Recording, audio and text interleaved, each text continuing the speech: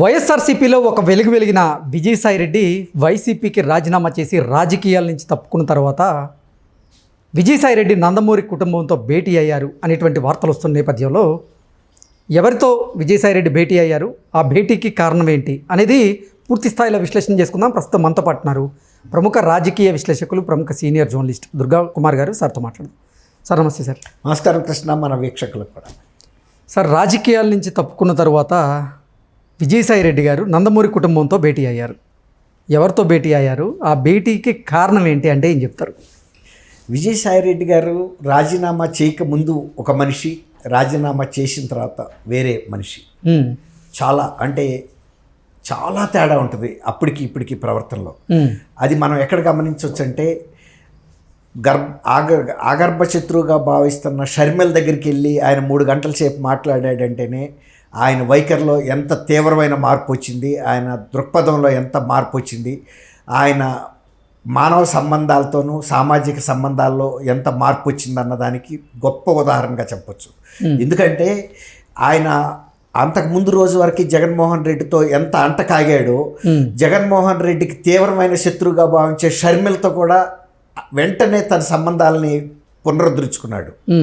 అది చిన్న విషయం కాదు. తను షర్మిల గారి వేషధారణ మీద, వ్యక్తిత్వం మీద కూడా జగన్మోహన్ రెడ్డి ఎంత దారుణమైన కామెంట్లు చేశాడో అంత కామెంట్లు చేశాడు. ఎవరైనా వెనకటికి ఒక సామెత ఉంది కృష్ణ, మొగుడు అంటే ముష్టికొచ్చినాడు మాట్లాడని. అట్లాగే కుటుంబ సభ్యుల్లో ఎవరికి వాళ్ళు ఏ మాట అయినా అనొచ్చు, కానీ బయట వ్యక్తులు కుటుంబ సభ్యులను అనకూడదు. ఆ పరిధిల్ని విజయసాయిరెడ్డి దాటాడు. దాటినందుకే ఆయన దాన్ని సరి చేసుకోవటం కోసమే షర్మిల గారితో సమావేశం అయ్యి, నాకు వ్యక్తిగతంగా నీతో తగాదా పెట్టుకోవాల్సిన అవసరం లేదమ్మా, నువ్వు జగన్మోహన్ రెడ్డి మూలాన ఎంత అన్యాయానికి గురయ్యావో, ఎంత అవమానాలకు గురయ్యావో, ఎంత నిరాదరణకు గురయ్యావో, నా పరిస్థితి కూడా అది. నువ్వు బయటికి చెప్పుకున్నావు, నేను చెప్పుకోలేకపోయాను. ఇవాళ నేను అంత తట్టుకోలేకే బయటకు వచ్చా కాబట్టి ఇవాళ నా మనసు విప్పి చెప్పుకోగలిగిన వ్యక్తివి. 3 తరాలతో మీ కుటుంబంతో నాకున్న అనుబంధం వలన నేను కొంత మౌనం వహించానే తప్ప నీకు జరిగిన అన్యాయంలో చేయగలిగింది కూడా ఏం లేదు. తను ఎవరి మాట వినడం, డబ్బు విషయంలో అసలు వినడం. చాలామంది అనుకుంటున్నారు, ఆఖరికి నువ్వు కూడా అన్నావు నేను దొంగ సాక్ష్యం చెప్పాను. నేను నిజమైన సాక్ష్యం ప్రజల ముందు చెప్పినా ఆయన వింటాడని నువ్వు అనుకుంటున్నావా? ఇప్పుడు నీ మీద, విజయమ్మ తల్లి మీద కూడా కోర్టులో ఆయన ట్రిబ్యునల్కి వెళ్ళి కేసులు వేశాడు, మీకు ఇచ్చిన షేర్లు ఉపసంహరించమని. డబ్బు దగ్గర మాత్రం జగన్మోహన్ రెడ్డి మీకు తెలియని వ్యక్తి కాదు. అలాగే నా సహాయం జగన్మోహన్ రెడ్డి పొందాడే తప్ప జగన్మోహన్ రెడ్డి వాళ్ళ నేను కష్టాల్లో ఉంటే నన్ను ఆయన ఆదరించే పరిస్థితి నాకు కనపడలేదు. అనేక సంఘటనలు జరిగినాయి, నేను మౌనంగా వహించే, ఎందుకంటే బయటకు వస్తే నా పరిస్థితి ఇంకా బలహీనపడుతుందని. కానీ ఆయనతో ఉన్నా కూడా నా పరిస్థితి మెరుగుపడే పరిస్థితి కనపడకే నేను ఇవాళ బయటకు వచ్చానని స్పష్టంగా ఆయనకు చెప్పడం కోసమే 3 గంటల సమయాన్ని తీసుకుని ఆత్మీయంగా మనసు విప్పి మాట్లాడుకున్నాడు. అట్లాగే ఇప్పుడు మీరు అడిగారు నందమూరి కుటుంబంతో అని. ఇప్పుడు మీకు తెలియని విషయం కాదు, గతంలో తారక రత్న గారు చనిపోయినప్పుడు కూడా ఆ 4-5 రోజుల పాటు ఆయనకు జరిగినటువంటి అంత్యక్రియలు అలాంటి కార్యక్రమాలన్నింటిలోనూ విజయసాయిరెడ్డి గారు తారకరత్న భార్య అలేఖ్యకి బాబాయ్ వరుసకు అవుతాడు. తర్వాత నందమూరి తారకరత్న అలేఖ్య ప్రేమించుకున్న టైంలో కూడా మోహన్ కృష్ణ గారు కానీ నందమూరి కుటుంబం వాళ్ళు కూడా పెద్దగా సహకరించలేదు. అంటే వాళ్ళకి ఇష్టం లేదు ఈ మ్యారేజ్. అలాంటి టైంలో అలేఖ్య గారే చెప్పింది ఒక సందర్భంలో, మా బాబాయ్ అవుతారు విజయసాయిరెడ్డి, ఆ రోజు నాకు ఆయన నైతిక మద్దతు ఇచ్చాడు అని. ఆ తర్వాత మ్యారేజ్ అయింది, వాళ్ళు బాగానే ఉంటున్నారు. దురదృష్టవశాత్తు ఆయన తీవ్రమైన హార్ట్ అటాక్తో చనిపోవటం, నందమూరి కుటుంబం కానీ నారా కుటుంబం కానీ తెలుగుదేశం వర్గాలు కూడా షాక్కు గురైనవి. ఆ షాక్కు గురైన సందర్భంలో అప్పుడు ఈయన వైఎస్ఆర్సీపీలో తీవ్రంగా తెలుగుదేశం నాయకుల మీద, చంద్రబాబు గారి మీద కూడా బాగా వ్యాఖ్యలు చేస్తున్నాడు ట్విట్టర్లో. ఈయన ట్విట్టర్ స్పెషలిస్టు. ఈ పార్టీ కూడా మారిపోతాడు, ఈ కుటుంబం అనుబంధం ఉందని ఒక దీంతో. అప్పుడు ఆయన వీళ్ళతో సన్నిహితంగా మెలిగిన మాట వాస్తవం. కానీ ఆ తర్వాత వీళ్ళ మీద వ్యతిరేకతగా కూడా చేశాడు. ఇప్పుడు రాజీనామా చేసిన తర్వాత తను సామాజికంగా ఉండేటువంటి బాధ్యత వల్ల ఆయన ఫామ్ హౌస్కి అలేఖ్య గారిని వాళ్ళ పిల్లల్ని పిలిపించుకుని ఆయన సరదాగా వాళ్ళతో కాలక్షేపం చేస్తూనే ఆయనే పోస్ట్ చేశాడు. చాలా వైరల్ అవుతున్నాయి. ఎందుకంటే నందమూరి కుటుంబంలో సభ్యురాలు ఆమె అలేఖ్య గారు.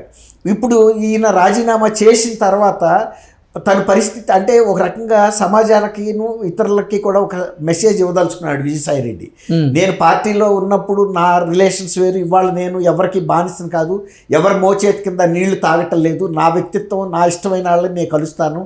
అది షర్మిల కావచ్చు, విజయం కావచ్చు, అలేఖ్య కావచ్చు, లేకపోతే ఇంకా ఎవరన్నా తెలుగుదేశంలో వ్యక్తులు కూడా కావచ్చు. అయితే తెలుగుదేశంలో వ్యక్తులు అంటే ముఖ్యంగా లోకేష్ బాబు దగ్గరకో లేకపోతే చంద్రబాబు నాయుడు గారి దగ్గరకో వెళ్ళేటటువంటి పరిస్థితి ఉండదు. ఎందుకంటే ఆయన తన పరిమితులకి మించి ఇటీవల కాలంలో చంద్రబాబు నాయుడు గారి గురించి చాలా తీవ్రమైన వ్యాఖ్యలు చేశాడు. ఒకవేళ కనుక చంద్రబాబు నాయుడు ప్రాణాలతో ఉంటే నేను 2029లో మేము అధికారంలోకి వస్తే అని ఆ స్థాయిలో తను మాట్లాడకూడదు.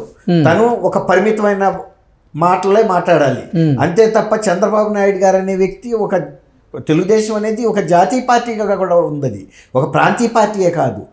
దానికి తోడు ఆయన 3 సార్లు ఇప్పటికే ముఖ్యమంత్రిగా చేసి 4వసారి చేస్తున్నాడు. తెలుగుదేశం శ్రేణులకి చాలా ఒక ఆదర్శనీయమైన వ్యక్తి, ఉన్నత వ్యక్తిత్వం ఉన్న వ్యక్తి ఆయన. నువ్వెప్పుడన్నా ఒక ప్రత్యక్ష ఎన్నికల్లో మొన్న నువ్వు నెల్లూరు నుంచి నీ సొంత నియోజకవర్గం నుంచి పోటీ చేసి విపరీతమైన బిల్డప్ ఇచ్చి ప్రతి మీటింగుల దగ్గర పెద్ద పెద్ద భోజనాలు ఏర్పాట్లు చేసినా కూడా నిన్ను చూడటానికి కానీ భోజనం తినడానికి కూడా ఎవడు రాలా నీకు. ఎందుకు రాలేదంటే నీకు ప్రజాకర్షణ లేదు. బిల్డప్ ఇచ్చారు, పెద్ద ఆయన వస్తున్నాడు, ఇదిగో ఎవరా పెద్ద ఆయన అంటే ఎవరో వస్తారనుకుంటే సుబ్బారావు నువ్వు వచ్చావా అన్న టీవీ చూపించగానే ముఖం తిప్పి వెళ్ళిపోయారు.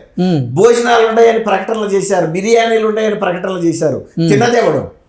కొంతమంది పిండం వేసినా కానీ కాకులు తినమంటారు చూసారా, అట్లా ఈయన ఎంత ఆతిథ్యం ఇచ్చినా నెల్లూరు జిల్లా సొంత జిల్లాలోనే ఆయనకి నిరాదరణ ఎదురైంది. అలాంటి వ్యక్తి ఇవాళ తనకి చంద్రబాబు నాయుడు గారి మీద అంత స్థాయి వ్యాఖ్య చేయటమే ఒక రకంగా ఇవాళ ఆయన ఆ పార్టీలోంచి వెళ్ళిపోవటానికి కూడా ఆయనే రియలైజ్ అయ్యాడు.